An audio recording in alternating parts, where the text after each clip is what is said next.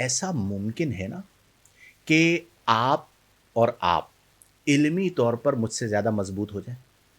Possible ہے یا نہیں ہے؟ ممکن ہے نا؟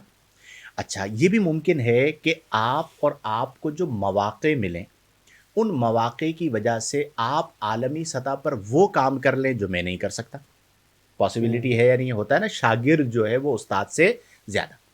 اب آپ مجھے بتائیے کہ اگر آپ علمی طور پر مجھ سے زیادہ مضبوط، عملی طور پر کام آپ کا زیادہ، استاد آپ بن گئے یا میرا؟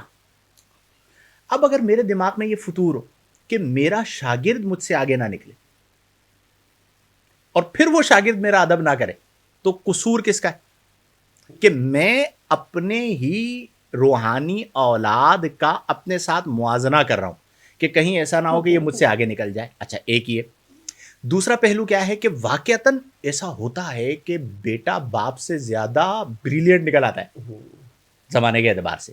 اب کوئی ایسا شاگرد ہے کہ جو علمی طور پر، فکری طور پر اور تحقیقی طور پر استاد سے اوپر چلا گیا. اب جب وہ اوپر جاتا ہے نا تو وہ استاد کو بھی حقیر سمجھنا شروع کر دیتا ہے. مجھے ایسے لوگ بھی ملے ہیں کہ جن کو، یعنی میں نے مشاہدہ کیا کہ جو کوئی مقام پا لیتے ہیں نا تو وہ استاد کو استاد نہیں سمجھتے، منسوب ہونا مناسب نہیں سمجھتے.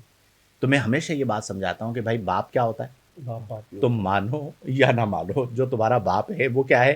باپ ہے.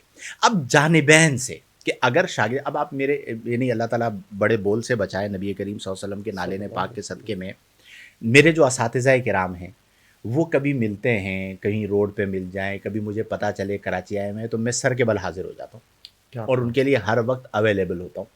اور وہ اس پر خوش ہوتے ہیں، ٹائم گزارتے ہیں، انہیں بھی لطف ملتا ہے اور مجھے بھی لطف ملتا ہے. یہ تربیت بہت زیادہ امپورٹنٹ ہے کہ جو مقامات اور جو مناصب اللہ نے بنائے ہیں انہیں بدل و جان تسلیم کر لیا جائے، اور دماغ کے اندر وہ جو فطور آیا ہوا ہے، اچھا پھر یہ فطور نسل در نسل چلتا ہے. اگر اوپر والے میں ہے تو نیچے والے میں بھی وہی فطور آئے گا. تو یہ چیز میں سمجھتا ہوں ہمارے معاشرے سے ختم ہونی چاہیے.